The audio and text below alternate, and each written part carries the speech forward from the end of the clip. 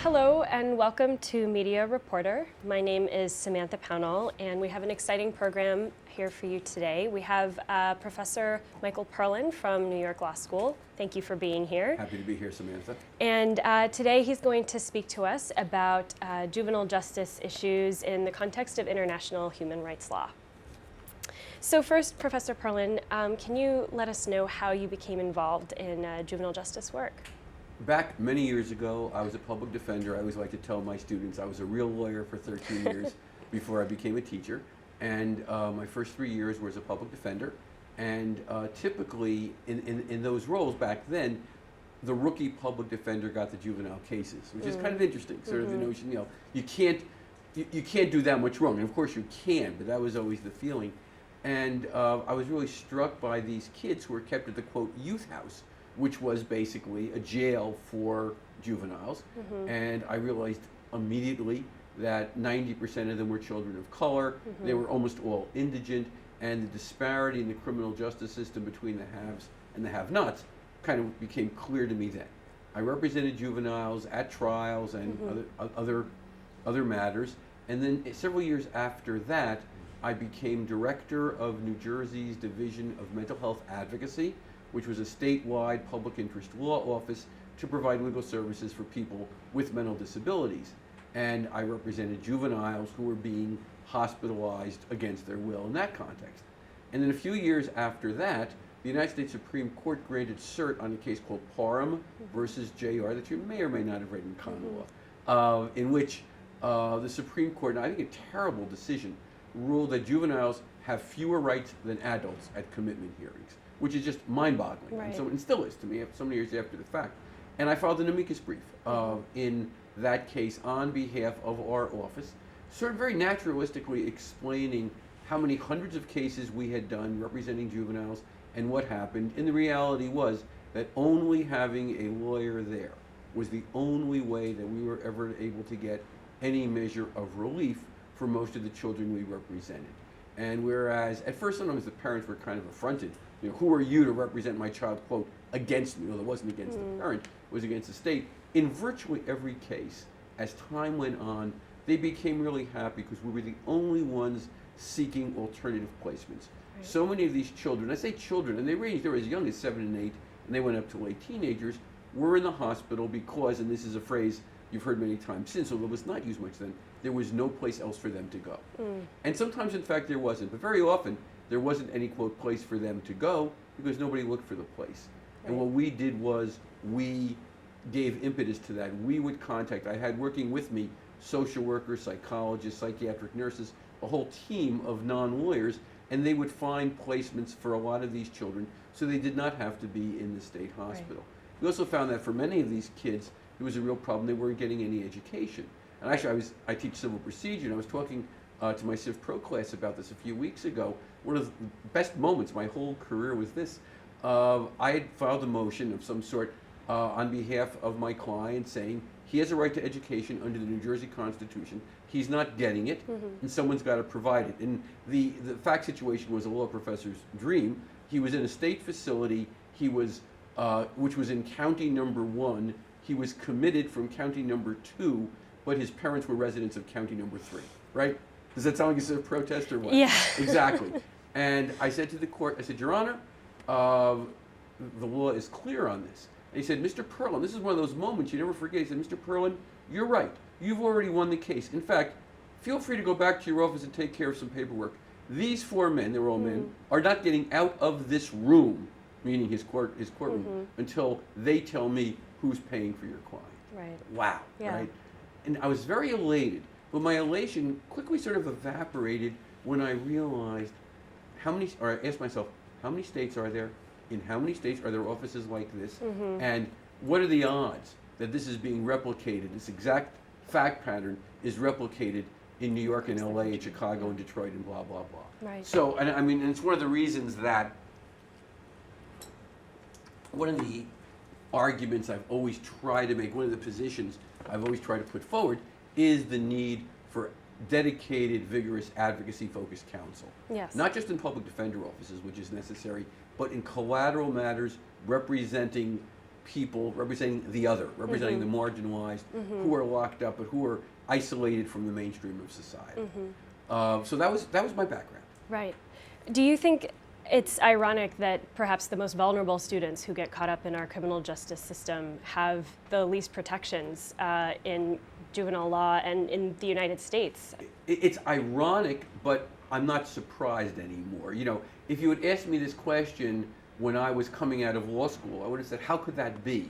But over the years, I haven't been inured to it. I'm not inured to anything, you know. I still fight the same way I always did. But I realized the reality that this is happening, it continues to happen, and most people are very comfortable sweeping it under the rug in large part because these juveniles that I'm talking about have very, very few people on the outside, very few resources to go and complain, to march on City Hall, to write a letter to the newspaper, whatever. I was at a conference recently in which one of the presenters made, I thought this really remarkably apt point, how we treat juveniles in two very different ways depending on their backgrounds, right? We take kids, we demonize them, we monsterize them, and say, you know, lock them up forever for something that happens on the street. Yet when the 16-year-old son or daughter of the city councilman gets arrested for sexting a picture, and which is child pornography in most states, you know, then there's this big, oh my God, how could this be happening to, quote, our children? And the gap between our children is like there's nobody in the middle. There's the very, very privileged and the sort of aghastness, like how can they be involved in the justice system versus everybody else who are just discarded. Right. You've written about this disproportionality in your most recent paper, and I think that that's something that you see in the school-to-prison pipeline, from suspensions and arrests that take place in school right on up to when young people are incarcerated. It's all of a piece. I mean, and it starts at a perilously young age. It starts before any of this happens. You know, it starts soon after children are born.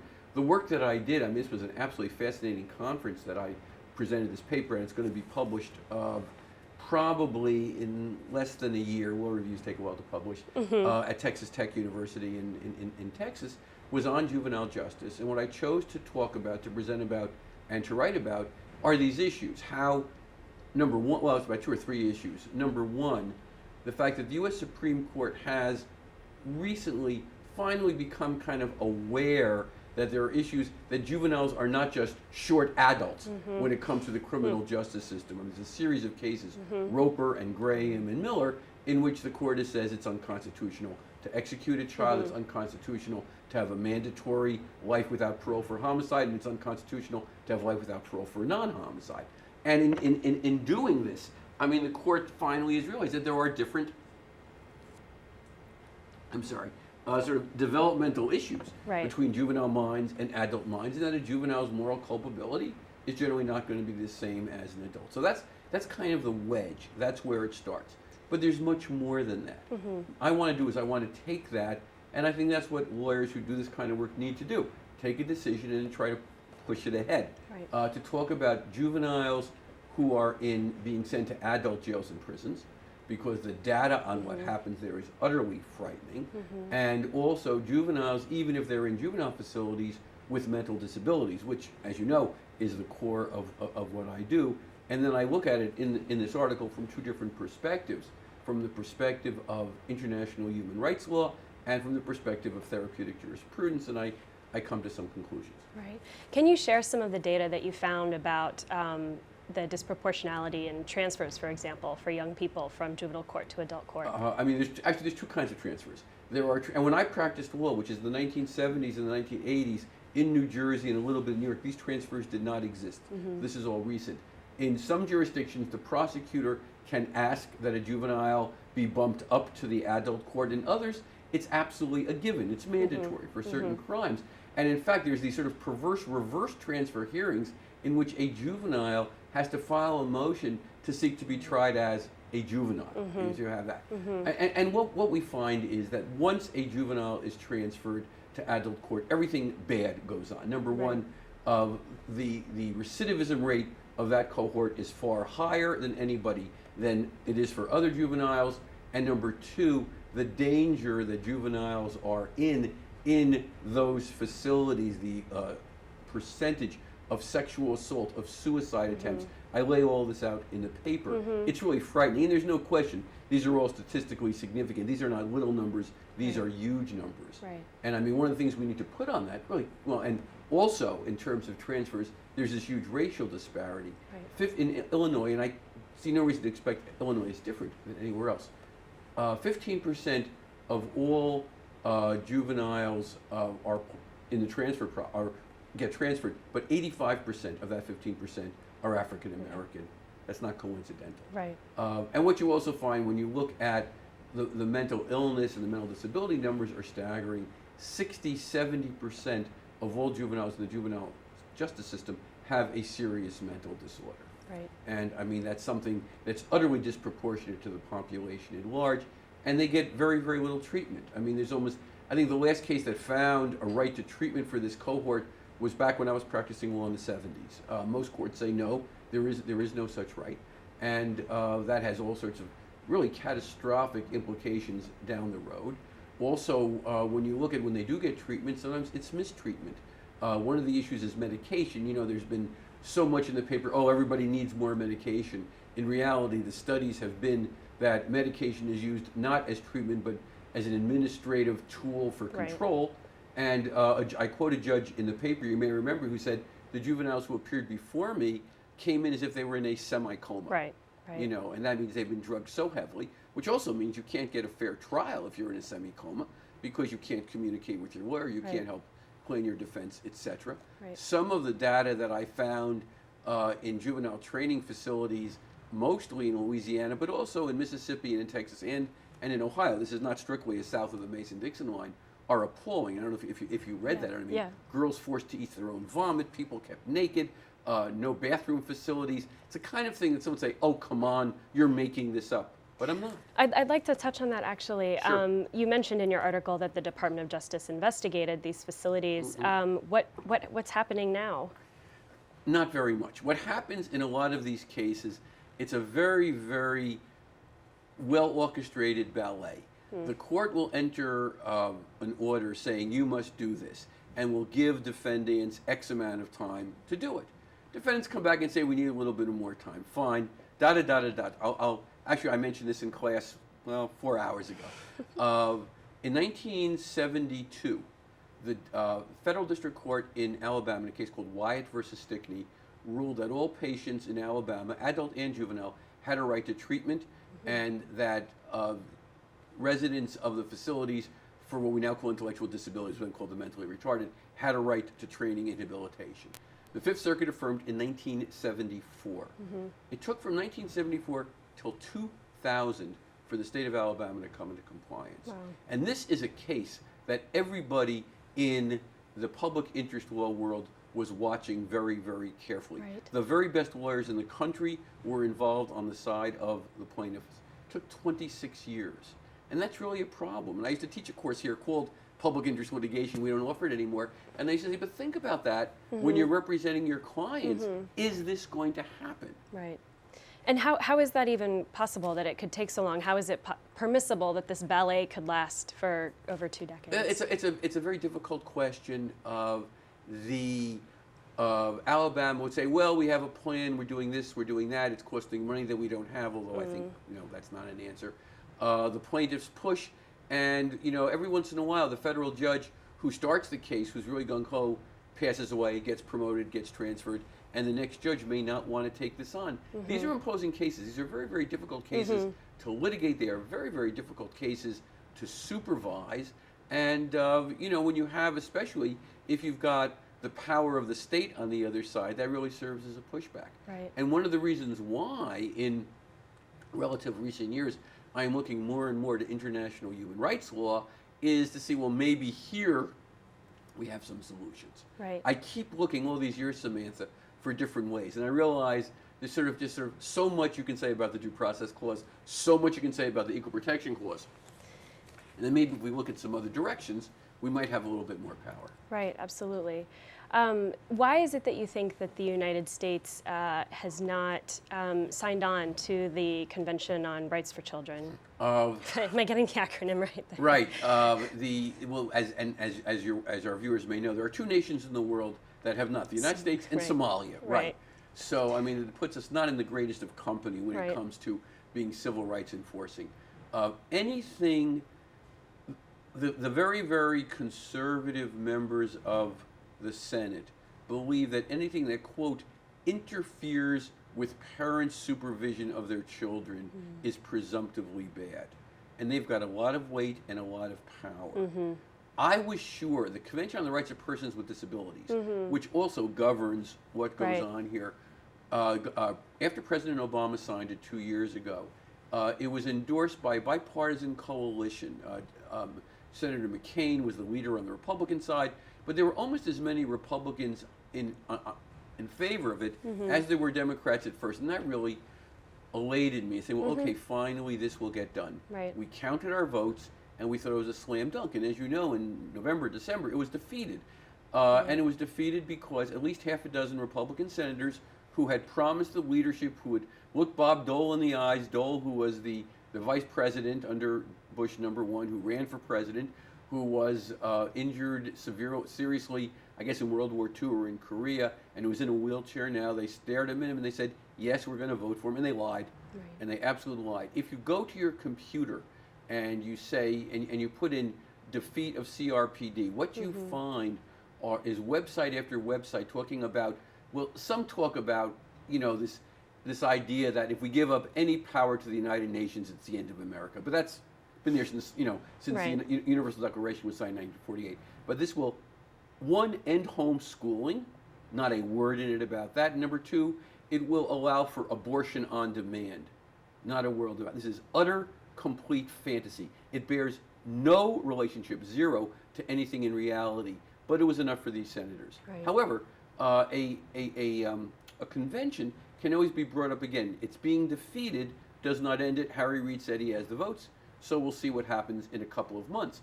What's interesting also is, in something that people who are need to keep in mind, the United States years ago signed the Vienna Convention. The Vienna Convention tells us that when a convention is signed but not yet ratified, and the CRPD and the CRC are both in this category, we must act in ways that are not inimical to the spirit of those conventions. Right. So I think a very powerful argument, Sure. could be made that even though we are not a ratifier of the CRPD, and not ratifying obviously loses quite a bit of stuff, but we still have to change our behavior so that we don't act contrary to it. What I wrote about in the paper about what goes on in Louisiana, Mississippi, and elsewhere clearly violates it facially, and I am hopeful that advocates who are currently litigating Right. are going to sort of take up this challenge and run with it. Because Right. I think that, at least I tried, to sort of create a blueprint within this paper of aspects of the CRC, the CRPD, and some other international documents as well that a motivated lawyer could take and he could put forward. We know in New York that Judge Kristen Booth Glenn, who has since retired, unfortunately, and she would say that too, in two cases, in re Mark C.E. and in re Demarest R., both guardianship cases, endorsed the application of the CRPD to the cases before her. Those are both very eloquently decided cases, and I think that any lawyer, certainly a lawyer in the state of New York, could take what Judge Glenn wrote and just use that whole cloth. One of the things you mentioned in your article was that some state courts have relied also on the CRPD, Yes. And two, the Supreme Court has at least mentioned, thrown a nod in the direction of these conventions. Does Right. that give you any hope? It did, but again, why is Anthony Kennedy the most powerful person in America? Because these are all 5-4 decisions, and I'm going to read something. What Kennedy wrote, what Kennedy wrote in Roper. Our determination that the death penalty is disproportionate for offenders under 18 finds stark confirmation in the stark reality that the United States is the only country in the world that gives official sanction to the juvenile death penalty. It does not become controlling, yet the court has, since the time of Trope v. Dulles, which of course was the case that incorporated the 8th Amendment through the 14th, and the evolving standards of decency that gets Justice Scalia is so red-faced when he thinks about it. The court has referred to the laws of other countries and to international authorities as instructive for its interpretation of the Eighth Amendment's prohibition of cruel and unusual punishment. And then again, it cites its opinions in Atkins versus Virginia, that you can't execute somebody with mental retardation, and its opinion of the non-death case of Lawrence v. Texas, consensual sodomy. So we've got these, 3-4 cases in which a majority, albeit a very slender majority, of the Supreme Court is comfortable with this. But clearly, in each case, there was some heft that went along with it. And I've talked to lawyers who are afraid. They're very, very skittish of doing this. And my reaction is, damn the torpedo, straight ahead. Do it and make the statement, because I think that those of us who are sort of on my side of the ledger on this can make such persuasive arguments that what we are doing so flies in the face of common decency that it's really pretty apparent.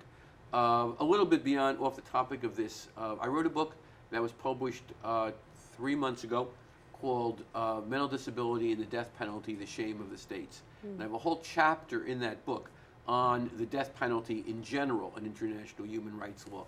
And when I did that research, it really reconfirmed for me how out of sync the United States is with civilized nations. And I'm just hoping, and maybe one of them is watching this cable show right now, that some lawyer, who might have a client in this situation might say, yeah, let's try that. Speaking of titles, I'd like to turn to the title of the article that you wrote, Yonder Stands Your Orphan with His Gun. Yes. And I would love to know the story behind that. Okay. Yonder Stands Your Orphan with His Gun is a line from a Bob Dylan song called It's All Over Now, Baby Blue, one of Dylan's famous mid-60s songs. It's a song that I love. I've seen him sing many times. And I use, again, some of your listeners know this, I use Dylan lyrics very, very often in titles of articles in this area of the law. But I use this specifically not just because it was cute, but because one of the other issues, orphan and gun, the impact of broken homes on juveniles who wind up in these facilities is really startling. All of the numbers tell us that a juvenile who comes from a home without two parents is so much more likely to wind up in these facilities, and certainly an orphan, somebody with no parents, somebody who's been under state supervision is far more likely. So I thought, it kind of jumps out and makes the point. It's one of those things that I hope readers or listeners kind of glom onto. Do you know of a case that's making its way through the courts right now that might make an impact or might inch the progress that we've made towards more rehabilitative responses versus punitive ones? Is that question going to tell me you're going to tell me about one, or you're just asking? I'm just asking. You're just asking, yeah. No, I wondered, because I have been talking, one of the, as you know, at New York Law School, we run an online mental disability law program of 13 courses, and my teachers, because most of it is online, are from all over the country. And quite a few of my teachers are doing this kind of advocacy work in other time zones. And I am in contact with them. And my first, actually, that's a great question, Samantha. My first thing that I'm going to do after all my exams are graded is that I'm going to write an email to all of my teachers who are doing advocacy work on behalf of this population. I'm going to send them a copy of this and saying, take a look at your client base. I know that there are clients that you're representing who are in these situations. I'd be glad to help you use this and move it along. At least one of our adjunct professors, a woman named Debbie Dorfman, who graduated here about 20 years ago, who's now practicing in Massachusetts. She's practiced in several places, but I know when she was in Washington, used one of my earlier articles as the basis for a suit she brought involving the state of Washington's practice, that if anybody was charged with the most minor of offenses, possession of a joint, failure to give a good account of themselves, and had a mental disability, they would be put in the maximum security mental hospital for the, quote, criminally insane, in which they're locked up under more serious conditions than most state prisoners, Right. simply because there was a criminal charge against them. Right. And I wrote an article 13 years ago, and the title of that was For the Misdemeanor Outlaw, which comes from the song Chimes of Freedom. And I said that that violated the Americans with Disabilities Act. Mm-hmm. And Debbie, I believe, was successful in getting the state of Washington to see that That's their great. policies violated. So I have Right. some precedent, Right. and Debbie's one of our adjunct professors. So that's what I'm going to do as soon as the last civil procedure exam is graded. Excellent. In terms of next steps and solutions, one of the other things you wrote about was therapeutic jurisprudence, and I think even hearkening back to your days as a public defender for young people, Yes. the role that an attorney can play in helping to shape the outcomes for these young people. Can you talk a little bit about what that is? Of course. Well, therapeutic jurisprudence basically says it's a legal theory that was created 23 years ago by two friends of mine, David Wexler and the late Bruce Winnick. And they said basically that everything that the law does to someone can have a therapeutic or an anti-therapeutic effect. And we should try to maximize its therapeutic effect while not diminishing due process values. And basically, in fact, you might find it interesting to know that the first conference ever at any American law school about therapeutic jurisprudence was at New York Law School in 1993. And one of the things that I'm looking at here, Professor Amy Ronner, who writes extensively in this area, talks about the 3 V's: voice, volition, and voluntariness. And I look at what happens with children, with juveniles, and they have no voice. Nothing is voluntary. They have no volition in what they do. Every single thing that we do, Samantha, the way we treat these juveniles, flies in the face of therapeutic jurisprudence. One of the things that I believe, and I said this earlier on, that we have to focus on is the need for counsel to take this seriously. Judge Bazelon said many years ago famously that the lawyers who came before him representing people with mental disabilities in the criminal trial process were, quote, walking violations of the Sixth Amendment. That's an amazing line. Yeah. And Judge Bazelon, who's no longer living, wrote that in the mid-late 70s. It's still true in many, many places. I believe that an infusion of therapeutic jurisprudence would enable us to look at this differently. We know that counsel is needed. I also cite in this article scholars, both judges and scholars and professors, who talk about the need for concerned, dedicated counsel.